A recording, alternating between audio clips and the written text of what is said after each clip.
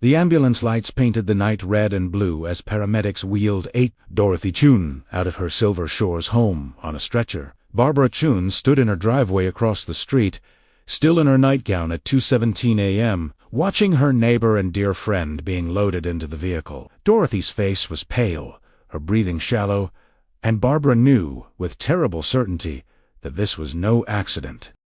This was the third ambulance call in Silver Shores in just 2 weeks.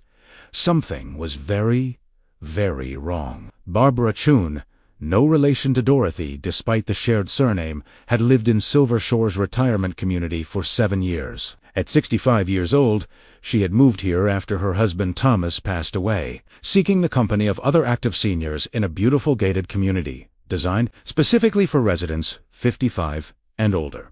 Silver Shores sat in the rolling hills of Southern California, a community of 120 homes surrounded by oak trees and walking trails. It had everything: a clubhouse, a heated pool, a library, activities 7 days a week, and most importantly, a genuine sense of community among the 200 residents who called it home. Barbara had thrived here. She wore her signature-style blonde, wavy hair, red Katai glasses, and her favorite red blazer for community events. She had served on various committees, organized book clubs, and became close friends with many neighbors, especially Dorothy Chun, who lived directly across the street. But everything changed when Kyle Morrison became HOA president in June 2024. Kyle was only 38 years old, technically too young to live in the 55-plus community. But he had purchased his grandmother's home when she passed away, and a grandfather clause in the original bylaws allowed him to stay. He was tall, handsome, always wearing designer suits, and he spoke about modernization and maximizing property values. At first, Barbara had been cautiously optimistic. Fresh perspectives could be good. The previous president, 79-year-old Walter Green, had been wonderful but perhaps a bit set in traditional ways. Kyle's first board meeting in July 2024 should have been Barbara's warning sign. Ladies and gentlemen, Kyle Adsize standing at the front of the community center with a presentation on a large screen. Silver Shores is sitting on a gold mine, and we're wasting it. Our property values could increase by 30 to 40% with the right improvements. Barbara had raised her hand. Kyle, our property values are already excellent. Most homes here are worth between $600,000 and $900,000. What improvements are you proposing? Kyle's smile had been smooth. I'm glad you asked, Barbara. First, we need to upgrade our common areas. New fitness center, renovated clubhouse, modernized pool area. Second, we need to implement stricter maintenance standards to ensure every home maintains premium appearance. And third, we need to generate additional revenue through new fees and services. How much will these improvements cost? Asked Harold Martinez, a 73-year-old retired accountant and board treasurer. Approximately $2.5 million. Kyle had answered casually. We'll fund it through a special assessment of $20,000 per household, payable over 12 months. The room had $20,000 was a significant burden for retirees on fixed incomes. Many residents lived on Social Security and modest pensions. Barbara had stood up, raising her hand to quiet the crowd. Kyle, that's an enormous financial burden for our community. Most of our residents are on fixed incomes. Have you considered the impact? Kyle's expression had cooled. Barbara, if residents can't afford to maintain their property values, perhaps Silver Shores isn't the right community for them. The statement had hung in the air like a threat. Barbara had felt a chill run down her spine. Over the next 3 months, Kyle moved quickly. He hired an expensive management company called Premier Community Solutions run by his former college roommate.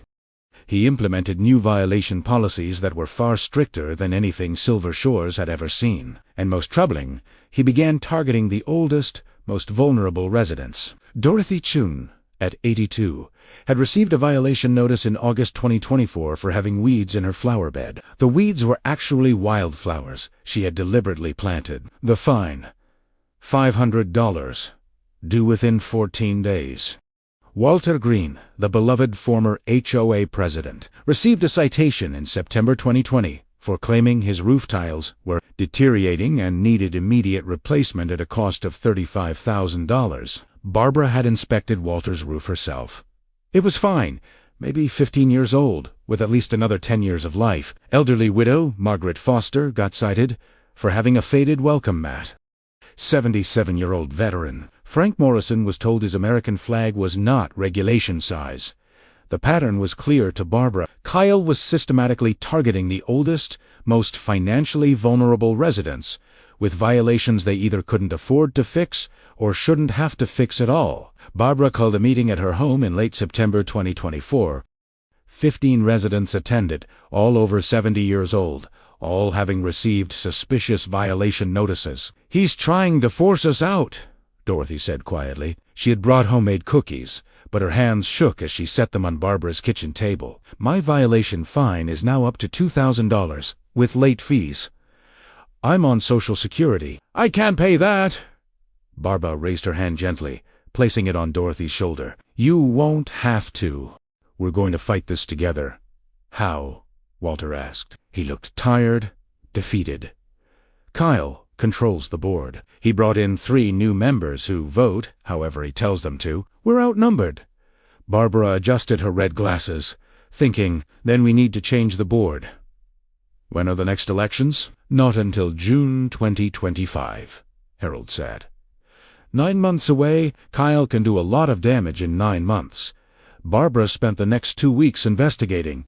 She reviewed HOA bylaws, financial records, and violation notices. She discovered some disturbing patterns. Every resident who received a major violation notice was over 75 years old. Everyone, not a single resident under 65, had been cited for anything significant. The management company Kyle hired, Premier Community Solutions, charged Silver Shores $45,000 per month, more than triple what the previous management company had charged.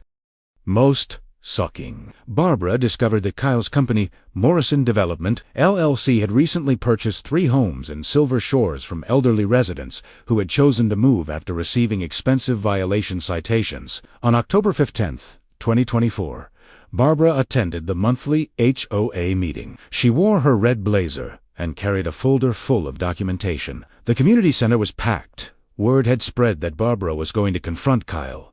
"Mr. President," Barbara said during the public comment period, raising her hand to be recognized, "I have some questions about recent board decisions." Kyle smiled his smooth smile. "Of course, Barbara, we always welcome community input. Your management company charges $45,000 per month. That's $540,000 per year. Our previous company charged $120,000 per year. Can you explain why we're paying $420,000 more annually?" Kyle's smile tightened. "Premier Community Solutions provides superior service. You get what you pay for." "What superior services?" Barbara pressed. "I've talked to dozens of residents. Nobody has noticed any improvement. In fact, most people say service has gotten worse." "That's your opinion," Kyle said dismissively. Barbara opened her folder. "Here's another interesting fact. In the past 4 months, you've issued 63 violation notices. 63. In the previous 2 years combined, we issued 27 total. And here's the really interesting part. Every single one of your major citations has gone to residents over 75 years old." The room went silent. People were listening now. "Are you suggesting age discrimination?" Kyle asked, his voice sharp. "I'm suggesting a pattern," Barbara replied calmly. "I'm also noting that Morrison Development LLC, your company, Kyle, has purchased 3 homes in Silver Shores in the past 3 months from elderly residents who received expensive violation notices right before they sold. That seems like a remarkable coincidence." Kyle stood up abruptly. "This meeting is over. Barbara, you're out of order." "Actually," Harold Martinez said, standing up as well, "Barbara is recognized for public comment. She has the floor for another 3 minutes according to our bylaws." Barbara continued. "I'm calling for a special meeting to review the management company contract and to establish a resident committee to review all violation notices before fines are issued. I'm also requesting a full financial audit of HOA spending since you became president." "Motion denied," Kyle said coldly. "You can't deny a resident's motion," Barbara said, raising her hand firmly. "It requires a board vote. Or are you unfamiliar with Robert's Rules of Order?" Several residents applauded. Kyle's face reddened. "Fine. All opposed?" Kyle said quickly. He and his 3 allied board members raised their hands. Motion fails. This meeting is adjourned. As people filed out, several residents thanked Barbara, but she noticed Kyle talking intensely on his phone in the corner, glancing at her repeatedly. That night, Barbara couldn't sleep. She kept thinking about the pattern, about the elderly residents being pushed out, about Kyle's company conveniently buying their homes. It wasn't just corruption, it was elder abuse on a massive scale. At 2:17 a.m., she was awakened by sirens. She looked out her window and saw an ambulance in front of Dorothy's house across the street. Barbara threw on her robe and ran outside. Paramedics were bringing Dorothy out on a stretcher. Her face was pale, her breathing labored. "What happened?" Barbara asked Dorothy's daughter, Michelle, who had arrived minutes earlier. "Mom called me, said she couldn't breathe." Michelle sighed, tears streaming down her face. She's been under so much stress. The violation notices, the fines, the threats of liens on her house. Her blood pressure has been through the roof. Barbara felt rage building in her chest. She raised her hand to her mouth, fighting back her own tears. As the ambulance pulled away, Barbara noticed something on Dorothy's front door. A new notice, freshly posted. She walked across the street and read it by the glow of the streetlight. Final notice. Violations must be corrected within 48 hours or property will be subject to lien and potential foreclosure. Outstanding fines total $4,750 for wildflowers and other trivial issues. Posted at midnight while an elderly woman was having a medical emergency. Barbara pulled out her phone and took photos of the notice. Then she saw something else. Fresh tire tracks in Dorothy's side yard, and damage to her garden that hadn't been there earlier that evening. Someone had deliberately damaged Dorothy's property to justify more violations. What do you think Barbara should do next? Would you confront Kyle directly, or gather more evidence first? Share your thoughts in the comments. Barbara looked up and saw a figure standing in the shadows near the community clubhouse, watching her. The person was too far away to identify clearly, but Barbara felt certain they had been watching Dorothy's house. When Barbara raised her hand to shield her eyes and get a better look, the figure disappeared into the darkness. Barbara walked back to her house, her mind racing. This wasn't just about HOA politics anymore. This was criminal. Elder abuse, fraud, possibly even harassment that led to Dorothy's medical emergency. She went inside and opened her laptop. She began documenting everything. Every violation notice, every suspicious transaction, every elderly resident who had been targeted. She created spreadsheets, saved documents, and started building a case. At 6 a.m., Barbara's phone rang. It was Michelle, Dorothy's daughter. "Barbara, Mom's stable. They think it was a severe panic attack combined with elevated blood pressure. The doctor said stress was definitely a factor." "I'm so relieved she's okay," Barbara said, raising her hand to her chest. "Michelle, I need to tell you something. Someone posted another violation notice on your mom's door last night. While she was in the ambulance." "What?" Michelle's voice went cold. "That's sick!" "There's more. Someone damaged her garden deliberately. I think they're manufacturing violations to justify the fines." Silence on the other end. Then, "Barbara, my mom can't take this anymore. I think I need to sell her house and move her into assisted living." Barbara felt her heart sink. Another elderly resident forced out. Another victory for Kyle Morrison, but she kept her voice steady. "Don't make any decisions yet. Michelle, give me 1 week. I'm going to stop this." After hanging up, Barbara made a decision. She picked up her phone and called Officer Jennifer Walsh from the local police department. Jennifer had helped residents before with community issues and was known to be fair and thorough. Officer Walsh, this is Barbara Chun from Silver Shores. I need to report elder abuse, fraud, and possible conspiracy. And I have evidence. As Barbara prepared her documentation for the police, she didn't notice the black car parked across the street, or the camera pointed at her window, or the fact that Kyle Morrison was already planning his next move, a move that would threaten not just Barbara's home, but her freedom. Officer Jennifer Walsh arrived at Barbara's home at 8 a.m. sharp the next morning. She was 41 years old, with sharp eyes that missed nothing, and a reputation for taking elder abuse cases seriously. Barbara had prepared coffee and laid out her documentation across the dining room table, months of violation notices, financial records, and time. Mrs. Chun, walk me through what you found, Officer Walsh said, pulling out a notebook.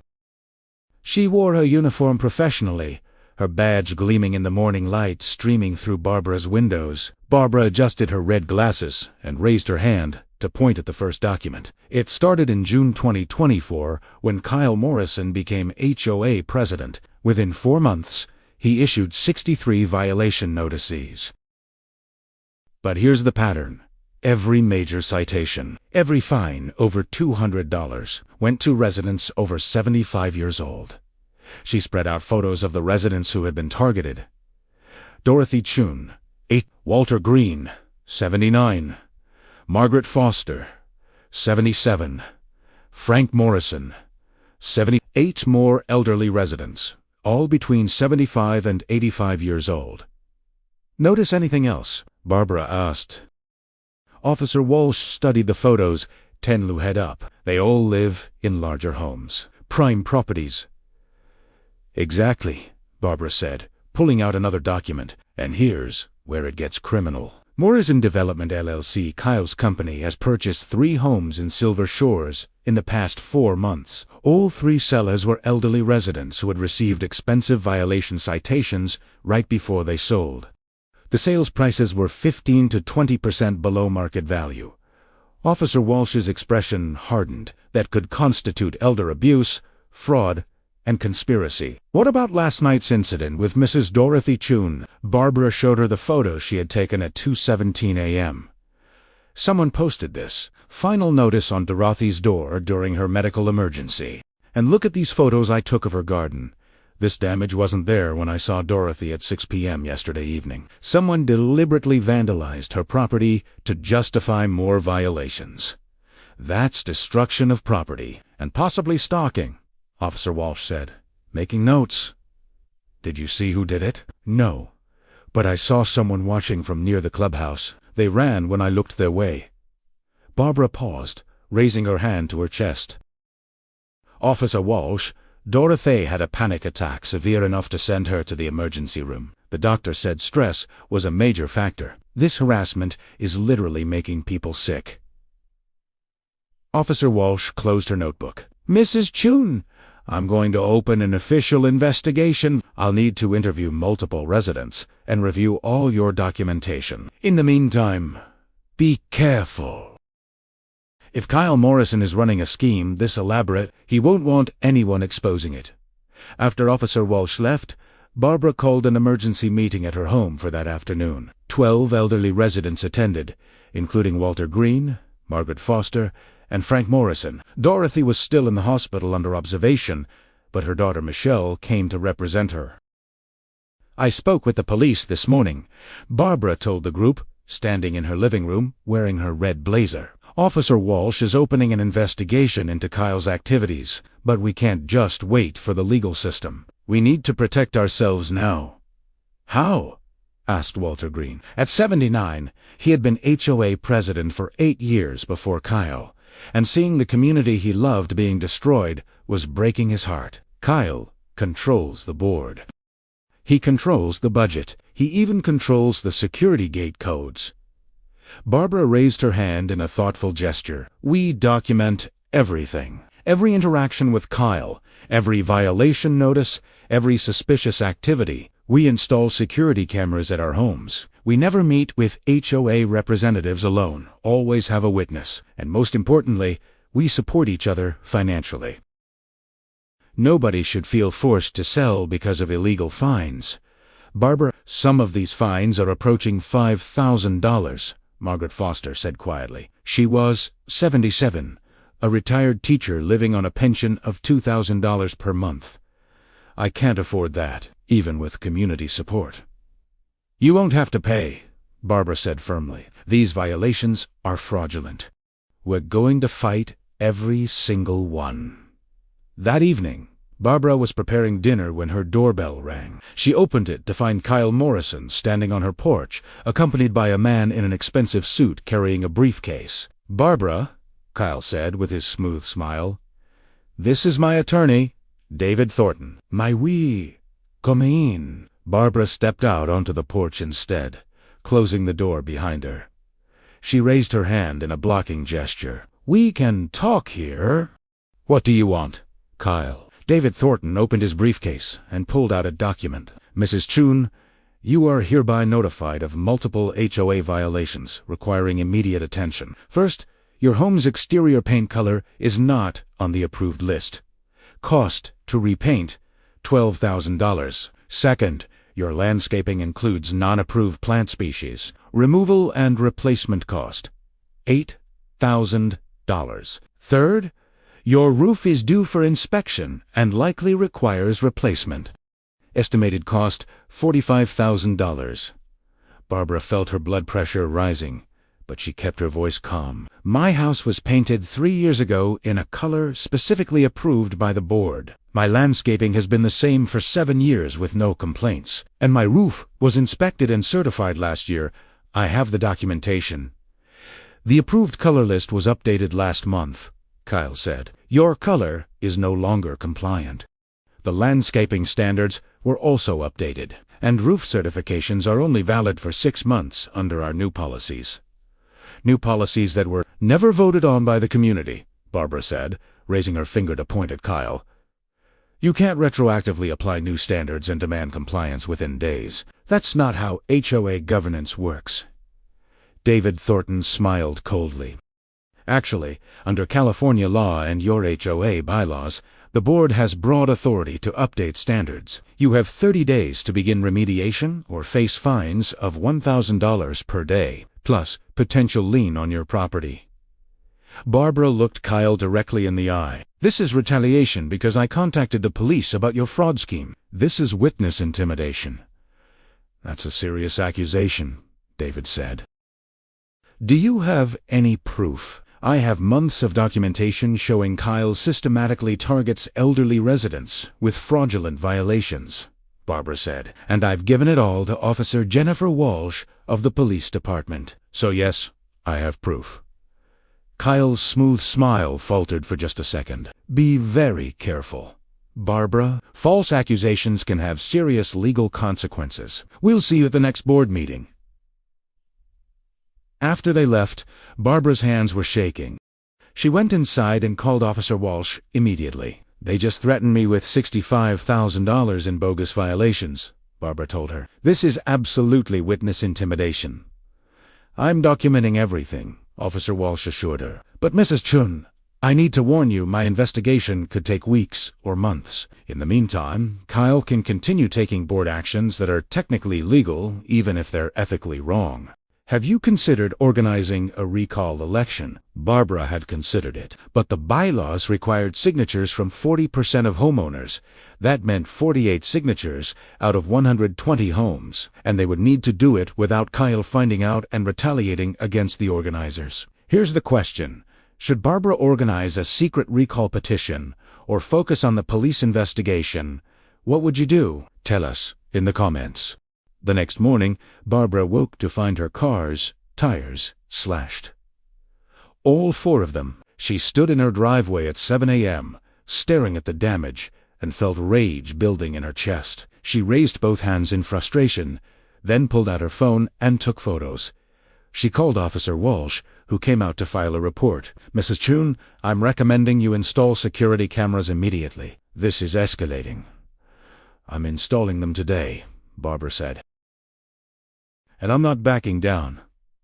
That afternoon, while Barbara was at the hardware store buying security cameras, she received a call from Walter Green. "Barbara, "Something terrible has happened," Walter said, his voice shaking. "They came to my house with a structural engineer.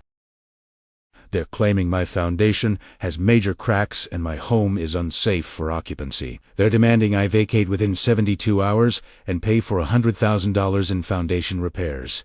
Barbara felt her stomach drop. "Walter, that's impossible. Your home is only 12 years old. Send me photos of everything they gave you." An hour later, Barbara was sitting in her living room with the photos Walter had sent. The structural engineer's report looked official, complete with technical drawings and measurements, but something seemed off. Barbara raised her hand to her forehead. Thinking hard, she called Marcus Williams, a 47-year-old structural engineer who lived in Silver Shores with his elderly mother. Marcus had moved in 2 years ago to care for her and, at 47, was one of the younger residents. "Marcus, can you look at something for me?" Barbara asked. When Marcus arrived and reviewed the engineering report, he started laughing. But not with humor. "Barbara, this is completely fraudulent. These measurements don't even match Walter's home. Look at this diagram. They're showing a foundation that's 32 feet wide, but Walter's home is only 28 feet wide. And these critical cracks they're describing, that's normal concrete settling. Any legitimate engineer would know that. Can you put that in writing?" Barbara asked, raising her hand hopefully. "Absolutely. Absolutely. And I'm going to file a complaint with the state licensing board. The engineer who signed this report, if he even exists, is committing professional fraud." That evening, the elderly resident support group met again at Barbara's home. This time, 18 people attended. Word was spreading through the community. "Kyle is getting desperate," Barbara told them, standing in a red blazer with her documentation spread across her dining table. "He's escalating because he knows we're fighting back. He slashed my tires. He's producing fake engineering reports. He's trying to scare us into submission." "It's working," said Helen Carter, an 80-year-old widow whose late husband had been a decorated police officer. "I got my violation notice today. They're claiming my home's wiring is a fire hazard, and I need $60,000 in electrical work. Barbara, I'm terrified." Barbara walked over and gently took Helen's hands, raising them slightly. "Helen, your husband fought for justice his whole life. We're going to honor his memory by fighting for it now. Marcus, can you look at Helen's electrical inspection report?" Marcus reviewed it and shook his head. "Also, fraudulent. The alleged violations don't match current electrical code at all." "That's it," Barbara said, making a decision. "We're organizing a recall election. We need 48 signatures. We have 18 people here tonight. We need 30 more residents willing to stand up. Kyle will retaliate against anyone who signs," Margaret Foster said nervously. "Then we gather signatures secretly," Barbara replied. "Door to door. Person to person.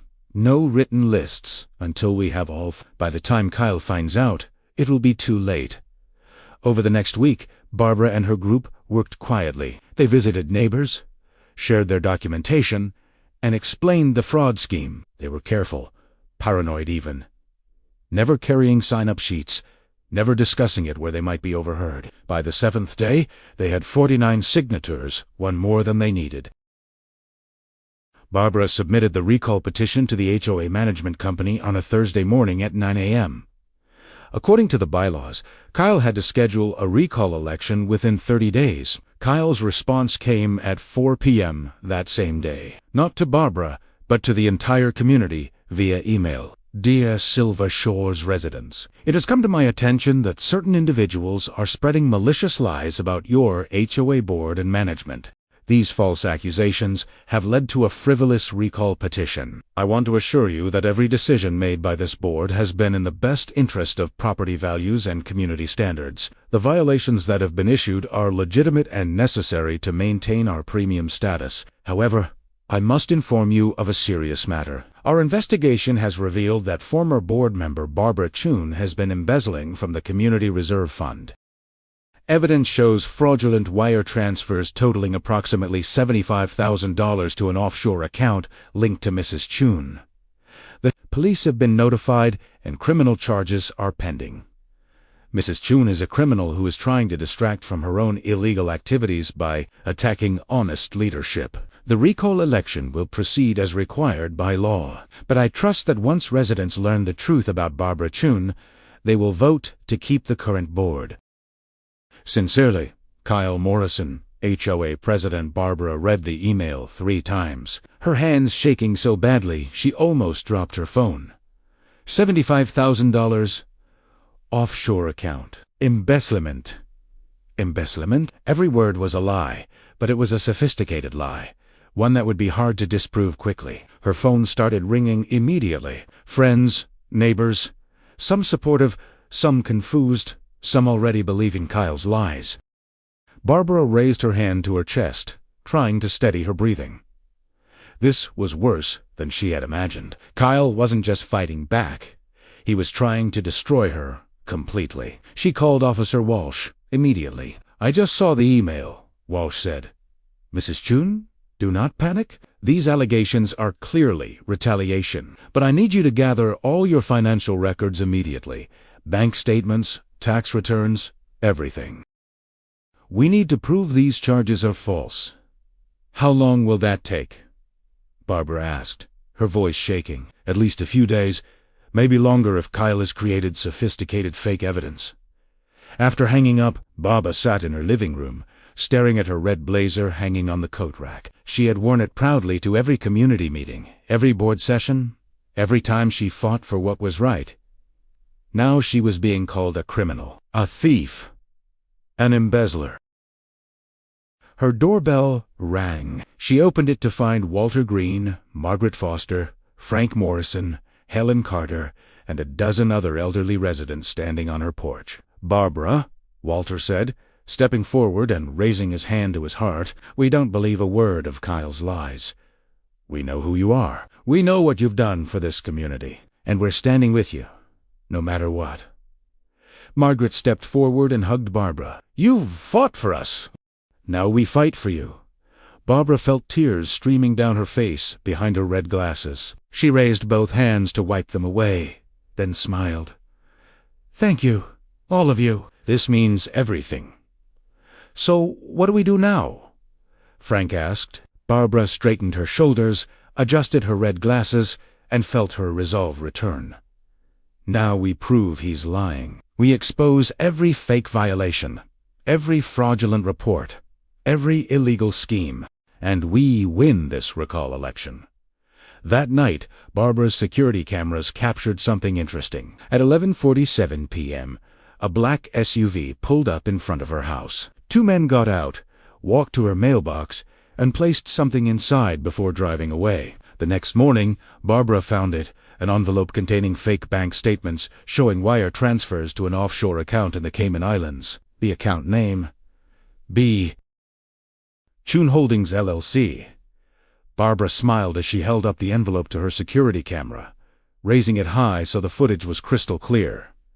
Kyle had just made his first major mistake. He had provided her with physical evidence of his fraud scheme. She called Officer Walsh immediately. "I've got him. Kyle just planted fake evidence at my home, and I have it all on security camera." "Save everything," Walsh said. "Don't touch the documents without gloves. This just became a federal crime, mail fraud, and witness tampering." But even as Barbara felt hope rising, her phone buzzed with a text from an unknown number. "Drop the recall petition and the police report, or everyone will see the evidence of your theft. You have 24 hours to decide. This is your only warning." Barbara stared at the text, raising her hand to her mouth. Kyle was threatening her directly.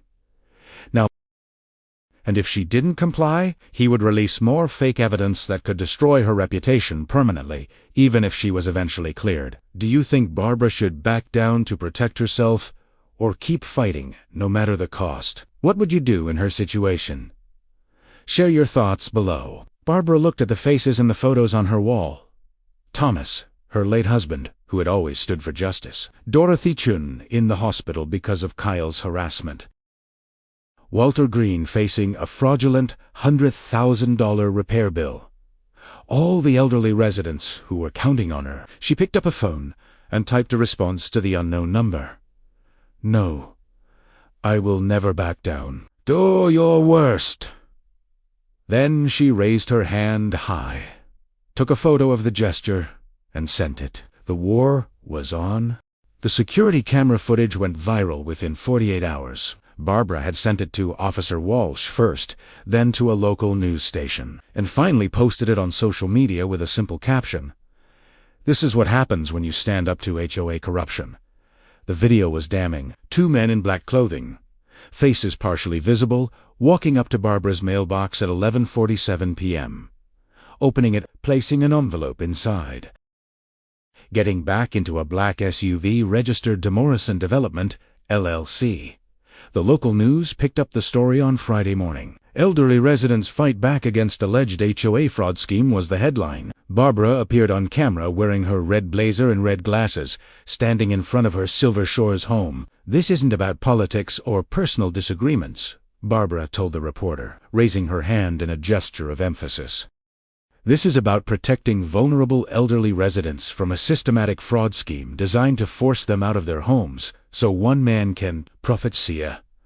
By Friday afternoon, Kyle Morrison's embezzlement accusations against Barbara were falling apart. The news station had hired a forensic accountant who reviewed the alleged evidence and declared it obviously fabricated. The offshore account didn't exist. The wire transfer documentation was clumsily forged. And the security footage of Kyle's men planting evidence made the whole scheme impossible to deny. Kyle's response came through his attorney David Thornton in a press release. "Mr. Morrison denies all allegations of wrongdoing. The security footage shows routine HOA business being conducted. The recall election will proceed as scheduled on October 20th, 2024. But the damage was done. By Monday, 3 of Kyle's 4 allied board members had resigned. The management company, Premier Community Solutions, announced they were reviewing their relationship with Silver Shores HOA, and most significantly, the district attorney's office opened a formal investigation into Kyle Morrison for elder abuse, fraud, and witness tampering. Barbara stood in her kitchen on Monday morning, October 14th, reading the news coverage on her tablet. Dorothy Chun was being released from the hospital that afternoon. Walter Green had received a letter from a legitimate structural engineer confirming his foundation was perfectly sound. Helen Carter's electrical system had been inspected by the county and declared safe. The fake violations were collapsing one by one. Her phone rang. It was Officer Walsh. "Mrs. Chun, we executed a search warrant on Morrison Development LLC this morning," Walsh said. "We found extensive documentation of the scheme. Kyle has been targeting elderly residents for 18 months. Knots host for. We're looking at potentially 23 victims total and approximately $3.7 million in fraud." Barbara raised her hand to her chest, feeling the weight of that number. $3.7 million. 23 elderly victims. This was so much bigger than she had realized. What happens now? Barbara asked. "Kyle Morrison will be arrested later today on multiple felony charges.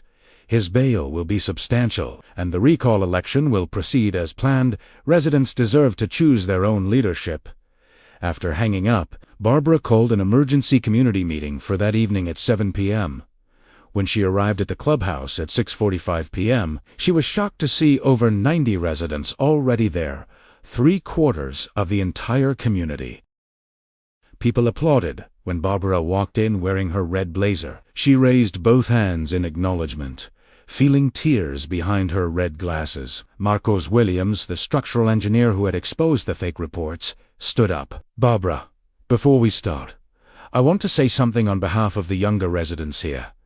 My mother is She moved me into Silver Shores 2 years ago because she needed help. Kyle targeted her with violations last month. Tried to claim her home had mold that would cost $40,000 to remediate.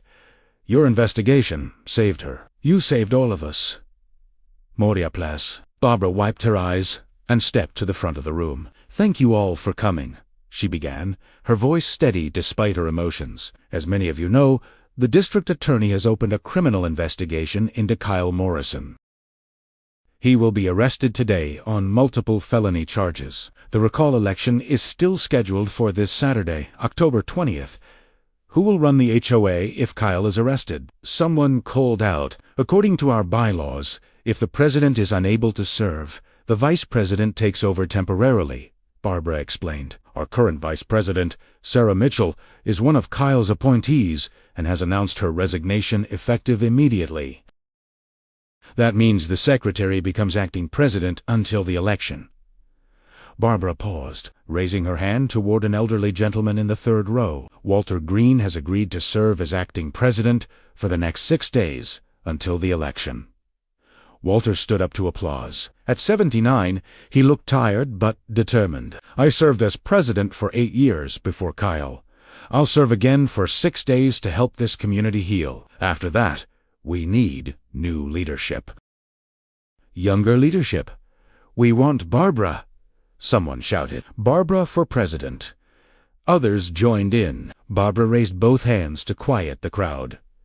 I'm honored, truly honored. But I'm 65 years old and I've already done my service. This community needs someone with energy, vision, and a long-term commitment. I'm nominating Marcus Williams for president. Marcus looked shocked. Barbara, I never expected you're 47 years old, Barbara said, turning to him with a smile. You're a licensed professional engineer. You've lived here 2 years, and you already care deeply about this community. You exposed Kyle's fake reports. You have exactly the skills and integrity we need.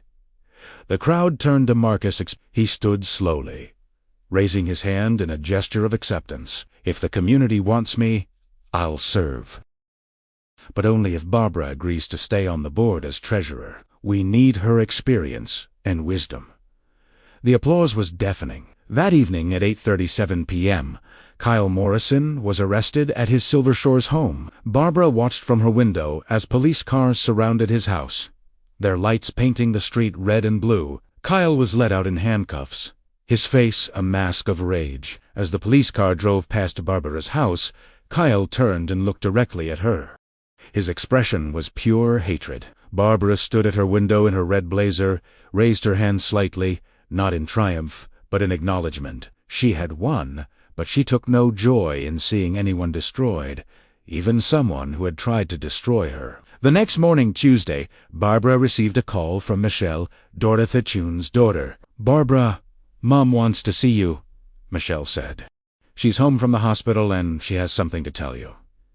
Barbara drove to Dorothy's house immediately. Dorothy was sitting in her living room, looking frail but with clear eyes. She was 82 years old, with white hair and a gentle face that had seen too much stress in recent months. Barbara, Dorothy said, taking her hand. Sit with me. Barbara sat, raising Dorothy's hand gently. How are you feeling? Better. Much better now that Monster is in jail. Dorothy paused. But Barbara, I need to tell you something. Kyle Morrison came to my house 3 weeks ago. Before all this exploded, he offered to buy my home for $500,000. It's worth at least $750,000. He was trying to cheat you, Barbara said, her jaw clenching. I know, but here's what I didn't tell anyone. He said if I didn't sell, he would make sure I lost my home anyway. He would pile on violations until I couldn't afford to stay. He said I was too old to fight him, and nobody would help me because they'd be afraid of being targeted next. Barbara felt rage building in her chest. She raised her hand to her forehead, trying to control her emotions. Dorothy, why didn't you tell me this before? Because he was right. I was too old and too scared. But then you fought back. You weren't afraid. And you showed all of us that we didn't have to be afraid either. Dorothy squeezed Barbara's hand with surprising strength. Don't ever underestimate what you've done here. Barbara, you didn't just stop one bad man. You reminded an entire community that we have power when we stand together. On Saturday, October 20th, 2024, Silver Shores held its recall election. The turnout was unprecedented. 116 out of 120 eligible households voted, a 97% participation rate. Barbara spent the day at the polling station, greeting neighbors, answering questions, and simply being present. She wore her red blazer and red glasses, but she wasn't campaigning. That work was done. The votes were counted that evening at the community center. Barbara, Walter, Marcus, Dorothy, Margaret, Frank, Helen, and dozens of other residents waited for the results. The volunteer counting committee announced them at 7:43 p.m. The recall of Kyle Morrison as president. 114 votes in favor, 2 votes against. The recall passes overwhelmingly. Applause erupted. Barbara raised both hands in relief and gratitude. The election for new HOA president, Marcus Williams, 98 votes. Other candidates and write-ins, 18 votes. Marcus Williams is elected president of Silver Shores HOA Moria Pluce. Marcus hugged his elderly mother, then walked to the front of the room.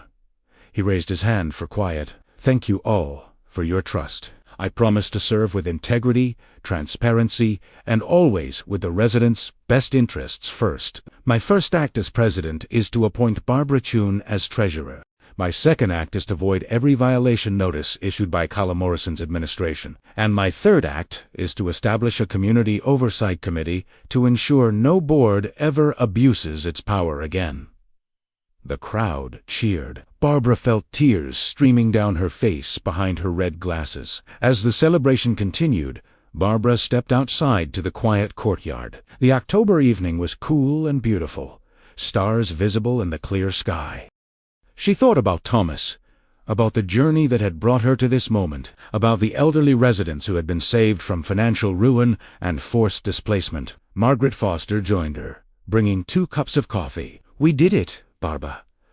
We did, Barbara agreed, raising her cup in a toast. Together, they stood in comfortable silence for a moment. Then Margaret spoke again. I heard that Kyle's attorney is already working on a plea deal. They're saying he might get 10 to 15 years in prison. Barbara nodded. Good. He deserves it. But Margaret, this wasn't really about Kyle. It was about us, about proving that a community can stand up to corruption, about showing that elderly residents aren't powerless. You showed us that, Margaret said softly. No, Barbara replied, raising her hand in a gentle gesture. We showed each other. Inside the community center, the party was still going strong. But out in the courtyard, Barbara allowed herself a moment of quiet reflection. She had been called a criminal, had her tires slashed, had been threatened and intimidated, but she had never backed down. Her phone buzzed. A text from Officer Walsh. Final update. Kyle Morrison accepted plea deal, pleading guilty to 14 counts of fraud and elder abuse. 15 years state prison, 5 years probation, restitution of $3.7 million. Justice served.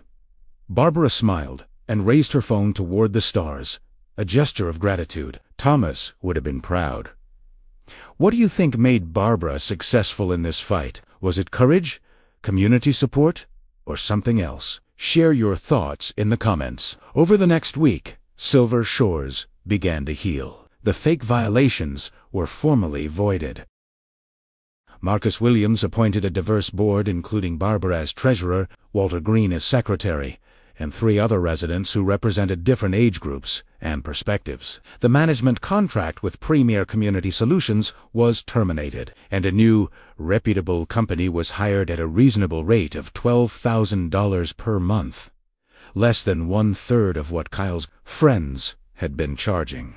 Dorothy Chun's daughter, Michelle, organized a community appreciation dinner for Barbara. Over 100 residents attended, bringing food and genuine affection. When it was Barbara's turn to speak, she stood at the front of the room in her red blazer, looking at all the faces that had become like family. I've been thinking about what made the difference, Barbara said, raising her hand thoughtfully.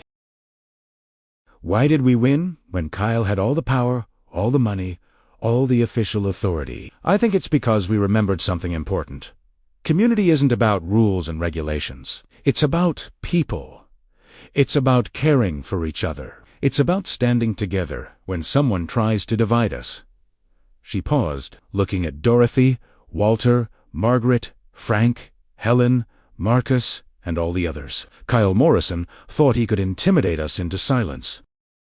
He thought elderly residents would be easy targets because we're on fixed incomes, and we might be afraid. He was wrong. We proved that courage has no age limit, that wisdom comes from experience, and that when a community truly stands together, no bully can tear it apart.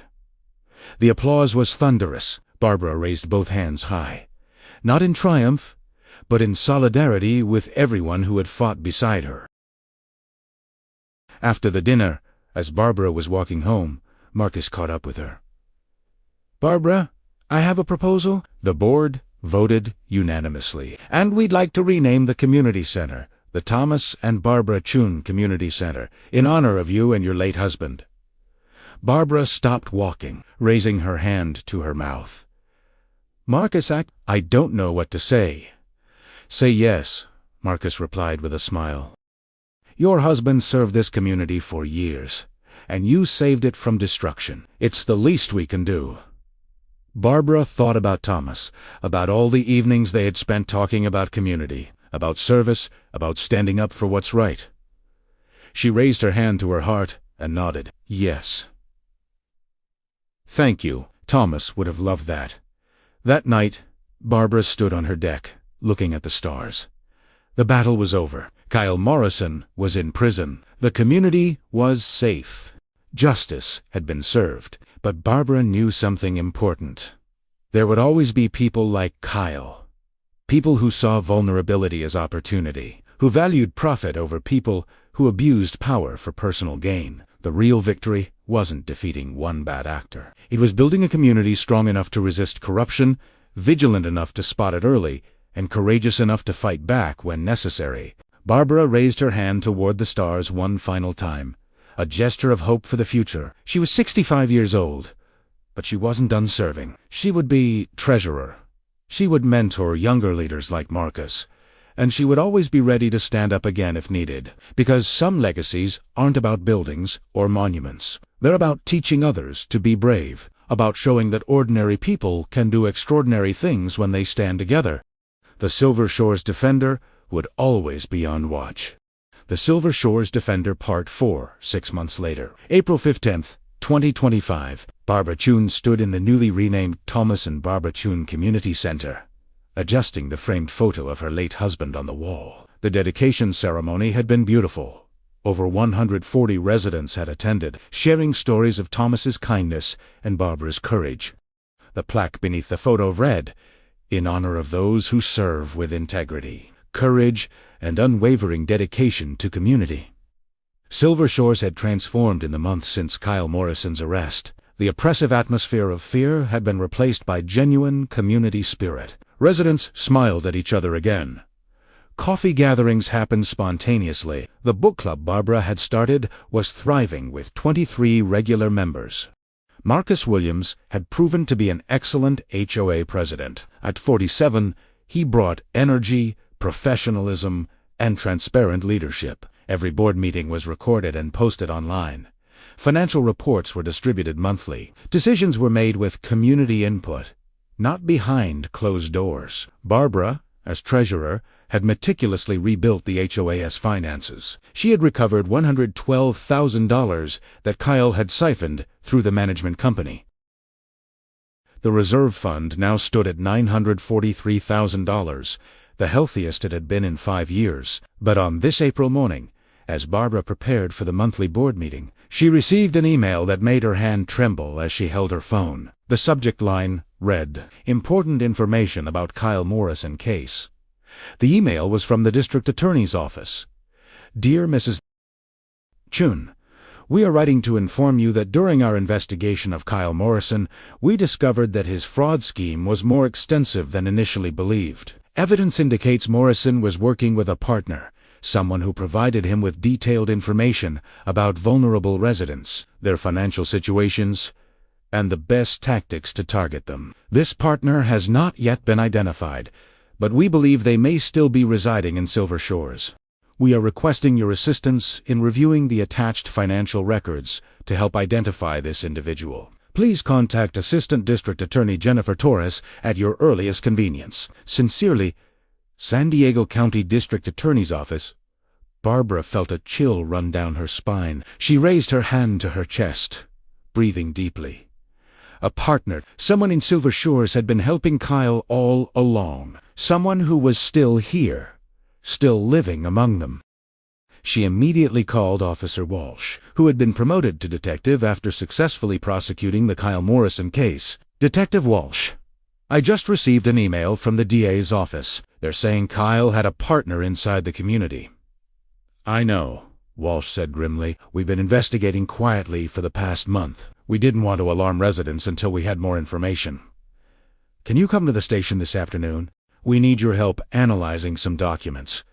At 2 p.m., Barbara sat in Detective Walsh's office, wearing her red blazer and red glasses, reviewing spreadsheets and email communications recovered from Kyle's computer. "Look at this," Walsh said, pointing to an encrypted email from October 10th, 2024, 10 days before the recall election. Someone using the codey name Silver Fox sent Kyle detailed information about which residents were supporting the recall petition.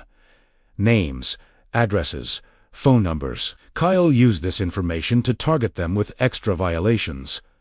Barbara studied the list, raising her hand to point at specific names. Margaret Foster, Frank Morrison, Helen Carter. These were all people who signed the recall petition.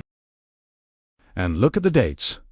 Kyle issued new violations to each of them within 48 hours of this email.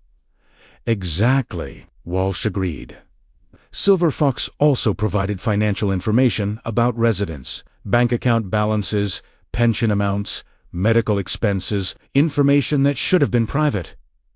Barbara felt anger building. "How did Silver Fox get this information?" "That's what we need to figure out," Walsh said. "It had to be someone with access to personal records. Someone residents trusted. Someone who could observe without raising suspicion." Barbara took copies of the documents back to Silver Shores. That evening, she called an emergency meeting with Marcus, Walter Green, and Margaret Foster, the people she trusted most. They gathered in Barbara's living room at 7 p.m. Barbara spread the documents across her coffee table. "Kyle Morrison had an accomplice," she said quietly. "Someone here, in Silver Shores. Someone who provided him with private information about residents." Walter raised his hand to his forehead. "Good Lord. Who would do such a thing?" "Someone with access to personal information," Marcus said thoughtfully. "Who would that be?" Barbara thought carefully, raising her hand in a contemplative gesture. "Management company employees would have access, but Kyle's management company is gone. Board members could access some information. Medical staff, if we had any on site, but we don't." Or ... Or what? Margaret asked. "Someone who works in a position where residents naturally share personal information," Barbara said slowly. "Someone people talk to casually. Someone who seems harmless." Marcus stood up suddenly. "The community newsletter coordinator. Residents share personal stories for the monthly newsletter all the time. Family updates, health issues, travel plans, financial concerns. It's all voluntary sharing, but someone could collect that information over time." Barbara felt her stomach drop. "Amanda Sterling. She's been the newsletter coordinator for 3 years. She would have access to everything." They looked at each other in silence. Amanda Sterling was 59 years old, friendly, always volunteering, always asking how people were doing. She lived alone in a modest home on Sunset Drive. Nobody suspected her of anything. "We need proof before we accuse anyone," Walter said firmly. "We can't make the same mistakes Kyle made." Barbara agreed. She called Detective Walsh the next morning and shared their theory. Walsh obtained a warrant to review Amanda Sterling's email and financial records. What they found was damning. Amanda Sterling had received $23,000 in payments from Morrison Development LLC over 18 months. The payments were labeled consulting fees, but were clearly payoffs. Her emails to Kyle, sent from an anonymous account, contained detailed dossiers on 37 Silver Shores residents, their finances, their fears, their vulnerabilities. On April 22, 2025, Detective Walsh arrested Amanda Sterling for conspiracy to commit fraud, elder abuse, and identity theft. Barbara watched from her window as police led Amanda away. Unlike when Kyle was arrested, Amanda was crying, apologizing to neighbors who stood watching in shock and betrayal. The community was devastated. Amanda had been everyone's friend. She had organized birthday parties, visited residents in the hospital, remembered everyone's grandchildren's names, and all along, she had been betraying them for money. Barbara called a community meeting that evening. Over 130 residents attended, filling the Thomas and Barbara Chun Community Center. The mood was angry, hurt, and confused. How could she do this? Dorothy Chun asked, tears in her eyes. I told Amanda about my financial struggles. She seemed so sympathetic, and she was giving that information to Kyle to use against me. Barbara stood at the front of the room, raising both hands to quiet the angry murmurs. I know everyone is hurt and angry. I am too. But I want us to think about what we've learned from this entire experience. She paused, looking around the room at familiar faces. When Kyle was arrested, I thought the battle was over. But evil doesn't always announce itself obviously. Sometimes it hides behind friendly smiles and helpful gestures. Sometimes it's patient, collecting information over years. Sometimes the biggest threats are the ones we don't see coming. Marcus Williams stood up beside her. Barbara's right. Barbara's right, but here's what I want everyone to understand. We caught them. Both of them. Because we built a community that watches out for each other. Because we documented everything. Because we weren't afraid to investigate when something seemed wrong. Here's an important question. How do you balance trust in your community with necessary vigilance? How do we stay connected without being naive? Share your wisdom in the comments. Over the next month, Silver Shores continued healing. Amanda Sterling pled guilty and received a 7-year prison sentence. Her assets, including her Silver Shores home, were seized to help pay restitution to victims. The community established new safeguards. Personal information sharing for the newsletter became strictly voluntary with clear consent forms. Financial records were encrypted and access was logged. Most importantly, residents became more aware of the importance of protecting private information while still maintaining the warm, connected community they valued. Barbara threw herself into her treasurer duties and her role as community mentor. She particularly enjoyed working with younger residents, like Marcus, teaching them about HOA governance, community building, and servant leadership. One May afternoon, Marcus knocked on Barbara's door. He looked concerned. Barbara, I need your advice. A developer approached me yesterday. They want to buy Silver Shores, the entire community. They're offering to buy out all homeowners at 20% above market value. Total package would be about $112 million. Barbara raised her hand to her glasses, adjusting them as she processed this information. What would they do with the property? Tear down everything and build a luxury resort. It would displace all 200 residents, most of whom are elderly and have lived here for years. What did you tell them? That I'd bring it to the board and community. But Barbara, some residents might be interested. 20% above market value is significant, especially for people on fixed incomes. Barbara thought about Dorothy Chun, who had almost lost her home to Kyle's scheme, about Walter Green, who had served this community for decades. About all the elderly residents who had fought so hard to save their homes. Call a community meeting, Barbara said. Let everyone hear the offer. Let them decide democratically. But Marcus, make sure they understand what they'd be giving up. This isn't just property. This is home. The meeting was held on May 10th. Representatives from coastal luxury developments presented their offer, complete with glossy presentations and financial projections. The offer was tempting. Every homeowner would receive approximately $940,000 for homes, currently worth about $780,000. After the presentation, Barbara asked to speak. She stood at the front of the room, wearing her red blazer and red glasses, looking at the community she loved. I'm not going to tell you what to decide, Barbara began, raising her hand in an open gesture. This is your home, your choice.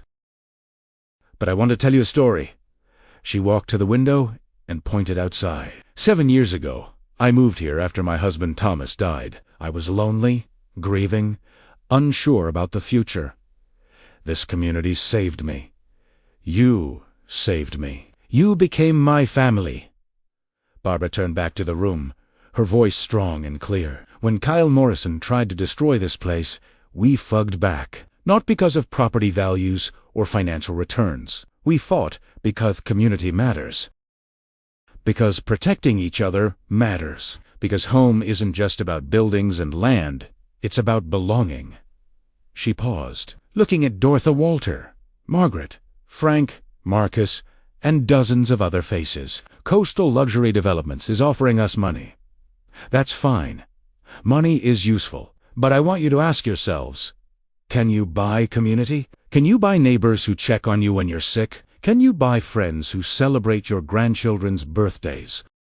Can you buy the feeling of safety, of belonging, of home? Barbara raised both hands, encompassing everyone in the room. I'm 65 years old. I don't have unlimited time left, but whatever time I have, I want to spend it here. With you, in this community we've built together. No amount of money can replace that. She sat down to silence. Then Dorothy Chun stood up, raising her hand high. Barbara's right. I'm 83 years old. They tried to force me out once, and I fought to stay. Why would I leave voluntarily? Now, this is my home. I'm staying. Walter Green stood next. I've lived here 14 years. They can't buy what we have here. I'm staying. One by one. Residents stood up. Margaret Foster, Frank Morrison, Helen Carter, Marcus Williams, and his mother. Families who had moved in recently, inspired by the community's reputation for standing together. By the end of the meeting, 108 households had declared they were staying. Only 12 were interested in considering the offer. Without unanimous agreement, the sale couldn't proceed. Coastal Luxury Developments left disappointed, but Silver Shores remained intact. What do you value more? Financial gain or community connections? In today's world, how important is it to have a place where you truly belong? Let us know in the comments. As spring turned to summer in 2025, Silver Shores thrived. The community garden that had been neglected under Kyle's administration was restored and expanded. The library added new books and comfortable reading chairs. The pool area became a gathering place for residents of all ages, from young grandchildren visiting to active seniors enjoying the California sunshine. Barbara continued her service as treasurer, but she also found time for joy. She hosted book club meetings, organized community dinners, and mentored younger board members. She planted new roses in her garden. Red ones, matching her signature blazer and glasses. On June 14th, Silver Shores held a ceremony marking 1 year since Kyle Morrison had become HOA president and begun his fraud scheme. But instead of focusing on darkness, the community celebrated light. 1 year ago, we faced our greatest challenge, Marcus said, speaking to the 160 residents gathered in the community center. But we discovered our greatest strengths each other.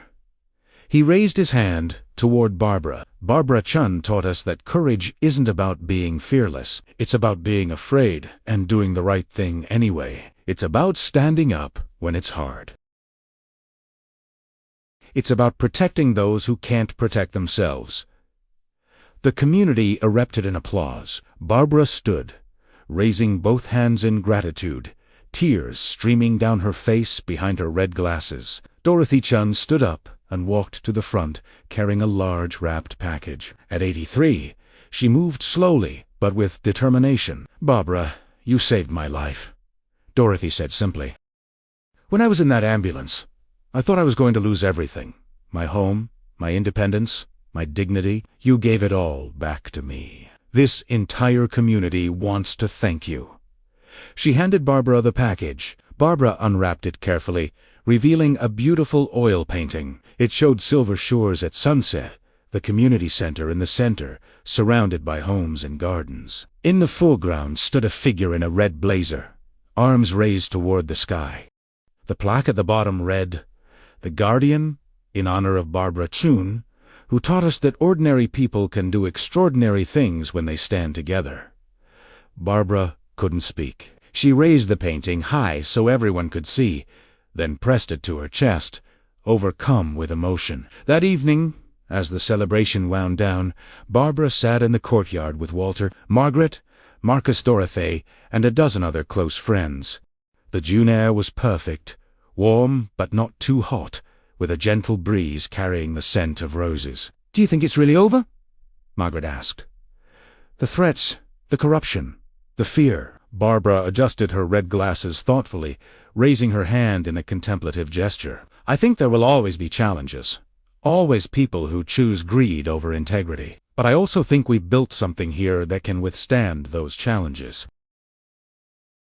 We've proven that community isn't about rules and regulations, about people who care about each other." Walter raised his glass. "To Barbara Chen, the defender we needed and the friend we cherish." Everyone raised their glasses. Barbara raised hers high, looking at the stars beginning to appear in the darkening sky. She thought about Thomas, about the journey from grief to purpose, from fear to courage. She thought about Kyle Morrison and Amanda Sterling, serving prison sentences for their crimes. She thought about the 200 residents of Silver Shores who had chosen community over profit, belonging over money.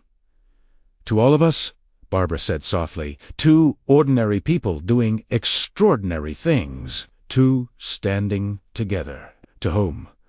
As the stars grew brighter and the conversation flowed, Barbara felt something she hadn't felt in years: complete peace. She had found her purpose again. She had made a difference. She had shown that age was not a limitation, that courage could inspire courage, that one person standing up could spark a movement. So what's the lesson from Barbara's story? Is it that we should never give up? That community matters more than anything. That courage is contagious. We'd love to hear what you take away from this journey. Comment below. Barbara raised her hand one final time toward the stars, a gesture of gratitude for everything she had been given and everything she had been able to give back. At 65 years old, she had fought the biggest battle of her life, and won, not just for herself, but for an entire community. The Silver Shores defender would always be vigilant, but tonight she could rest, surrounded by friends, protected by community, at home. And that was worth more than all the money in the world. If this story inspired you, please like, subscribe, and hit that notification bell. Share your own stories of standing up against injustice in the comments below. Remember, you're never too old, too small, or too powerless to make a difference. All it takes is courage and the willingness to stand up when it matters most. Thank you for following Barbara's journey. Stay strong, stay vigilant, and always protect your community.